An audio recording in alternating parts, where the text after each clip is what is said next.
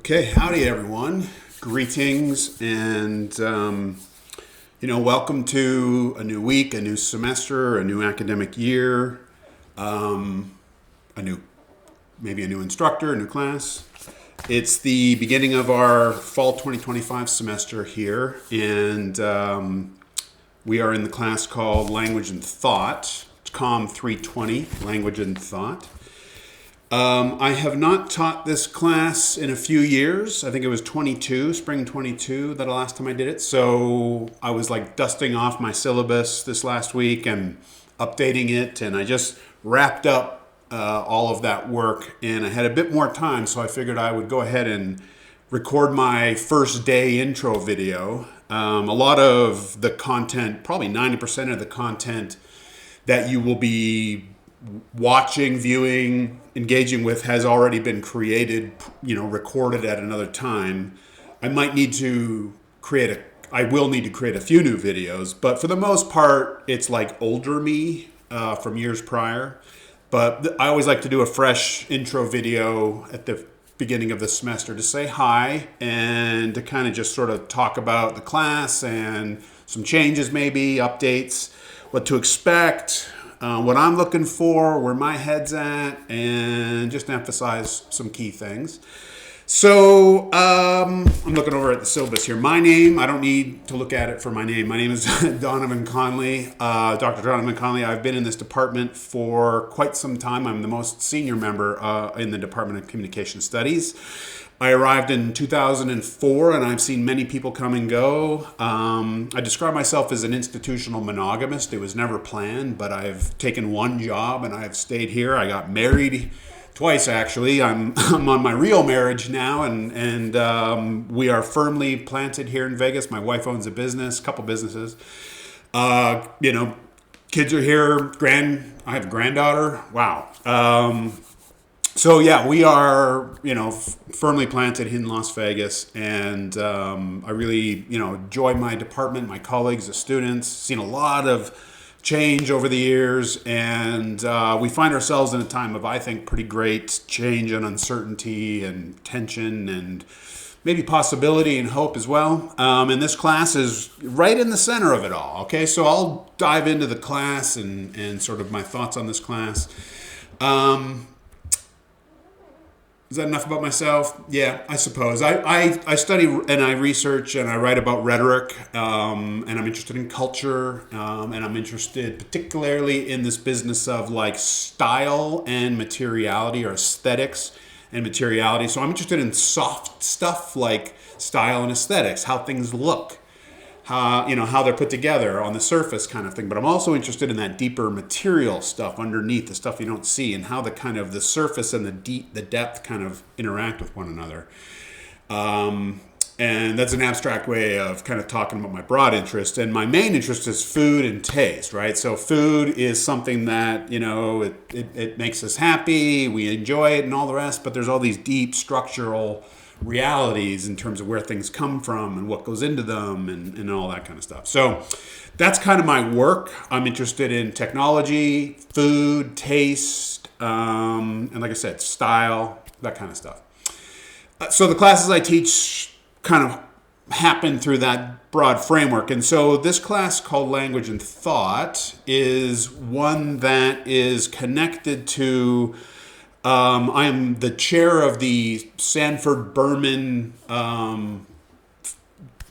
gift that was given to our department back in the turn of the millennia, 1999. It was given to this department by Sanford Berman to promote the study of general semantics. He was a successful magician, actually, who got his PhD at University of Northwestern University in Chicago, which is where Irving Lee was at that time, and Irving Lee was an important figure in general semantics, which is a school of thought that goes back to the middle of the last century. This class is being taught because I am the general semantics chair, and that's one of the requirements of the gift that was given to this department.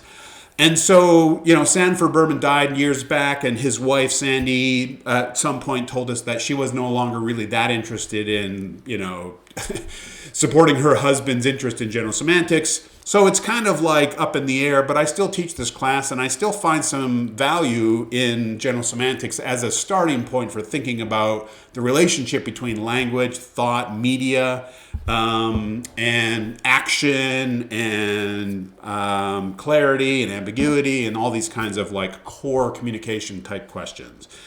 So you can read through that overview on the syllabus. I just uploaded the syllabus a moment ago. And as usual, please, get yourself a copy, refer to it often, make sure that you know the little ins and outs. And if you have any questions, please do reach out. So that's sort of the broad overview of the class in terms of the stuff that's on that first page there.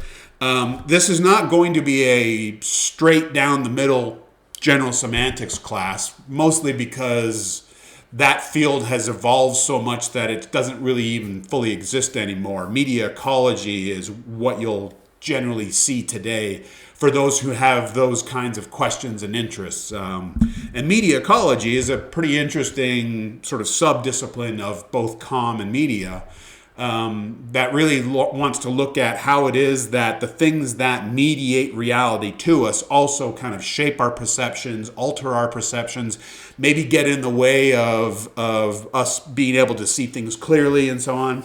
And so, at the core of this class is this project in trying to be better language users. And when I say language, I'm thinking about language as a medium, and I'm also thinking about media as sort of broadly linguistic and symbolic. So I'm kind of blurring the distinctions between language and screens, let's say, right? They're kind of doing the same thing. Language mediates, right, information and meaning.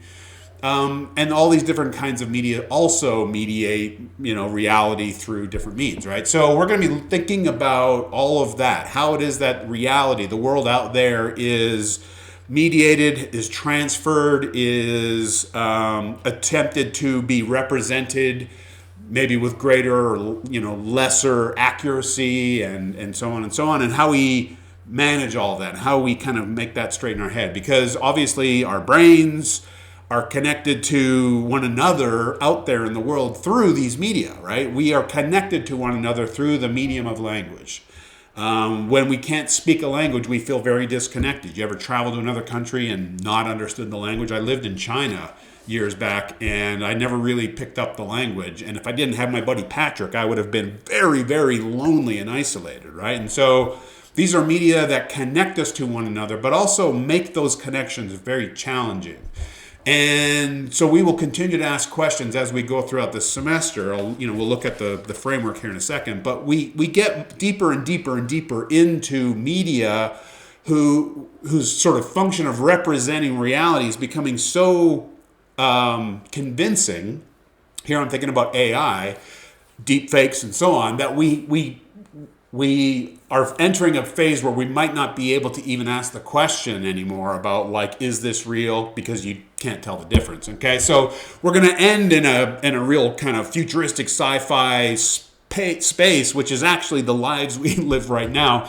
When I was younger, we used to talk about these crazy, scenarios that are now all becoming true in my own life, and just the speed of all of this is quite something. So this class is like trying to slice through all of these changes and developments and how they're affecting, what we see and encounter visually and informationally and all this new artifice, and how do we make sense of it, and how do we hold on firm to meaning and trust that meaning and trust each other. These are, big heady questions that we're going to be chewing on this semester. So you can read the learning outcomes, and I want to just sort of jump to more of the content and assignments and expectations and whatnot.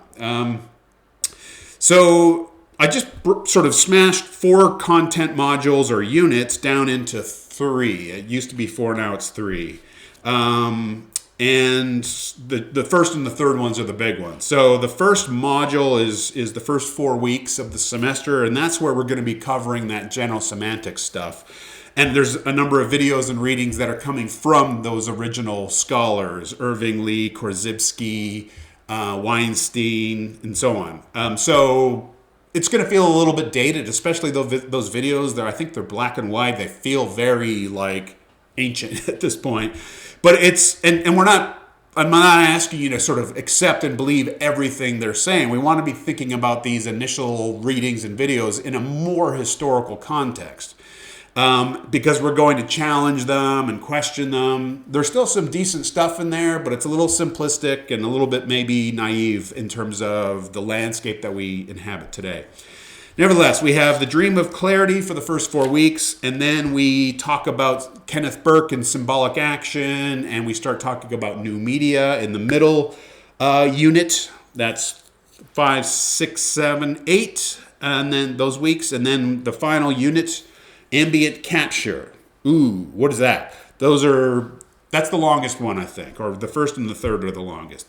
And there we're looking at the ways that our environments themselves are ambient, that ambient noise is just sort of all around you, right? So our environments themselves have become sources of persuasion and influence. When you think about sort of how many cameras are out there, and you think about how many of us have homes that are, connected to these devices where we can do things, and of course they're gathering data about us while we're making commands and asking for music and shopping lists and all that. And so our environments have become more and more digitally layered and textured with all kinds of media that are both observing and kind of nudging in different ways. And so that's ambient capture, how it is that our environments have captured the media of meaning making and persuasion and all that kind of stuff, because that is increasingly where things are going. I wonder how many of you have AI goggles, have heard about this notion of augmented reality and the ways that we interact with the world more and more through these kinds of remote digital, terminals and so on. I'm thinking about, I don't ever really go to fast food places, and this was years ago, and I went to Taco Bell and I was blown away that, some of the fastest food out there, you walk in and there's a screen. We're not even interacting with these kids anymore. We're just like walking up to screens and like, here's how I order. I guess they do this in a lot of places now.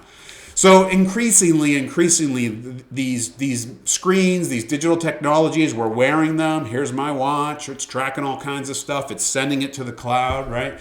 It's all around us. It is the fishbowl that we live in, and that's this idea of ambient capture. And so there we start to get into some pretty wild stuff in terms of just how much of our thoughts, language and thought, right? So if we're thinking about language broadly in terms of communication media, it's all over the place, right? And then if we think of thought in terms of perception, in terms of unconscious impulses, and some, we'll be scrolling along and we'll watch something, or we'll get away from something, or we'll move towards something because it captures us in some way. These are all kind of thought-related type dynamics that we're going to be interested in.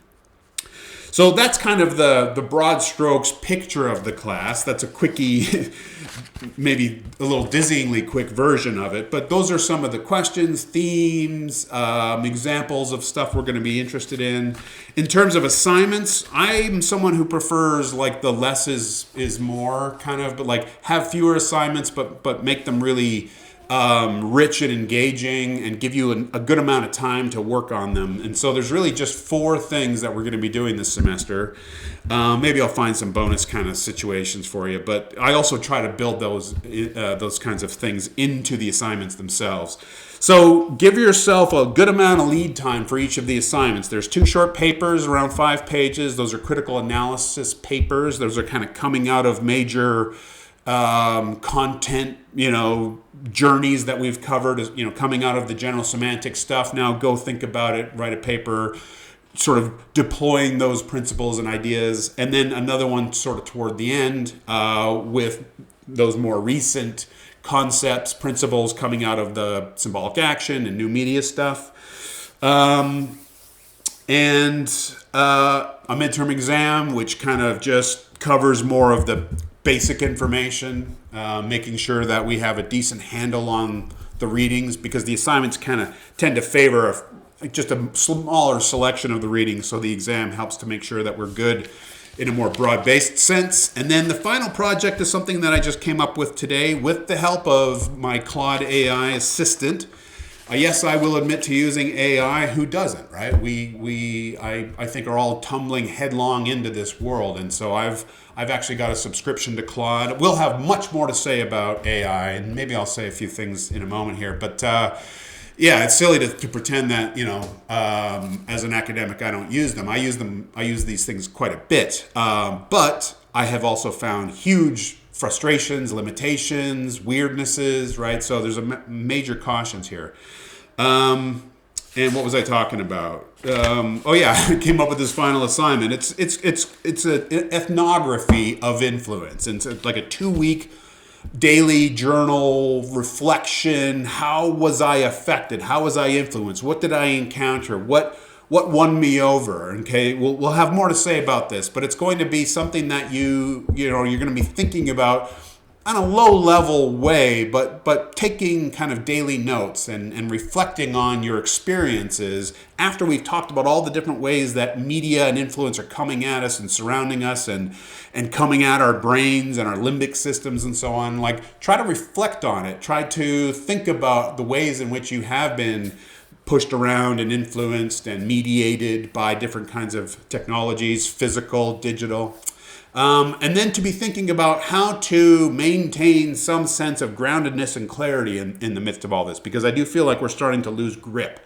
I've just been reading stories lately about people who've, gosh, there was a sad story about it. ChatGPT did not encourage this woman to kill herself, but she was talking to ChatGPT about her, struggles, and ChatGPT attempted to try to, have this person go seek help or whatever. They ended up killing themselves anyway, right? But it's weird how AI is getting wrapped up. There was another story about some dude in Toronto a couple weeks ago. I read this, where over the course of like 21 days, AI had convinced him that he had come up with a new mathematics or something like this, and this dude was like emailing NASA like, I have all this genius new ideas and the implications and applications are crazy. And it turns out that when he showed all this to another AI, the AI was like, yeah, I'd be very skeptical about this, but there's this problem of, you might have heard about this sycophancy. Like, a sycophant is someone who just says yes, yes, yes, like you're the greatest, right? Just a suck up.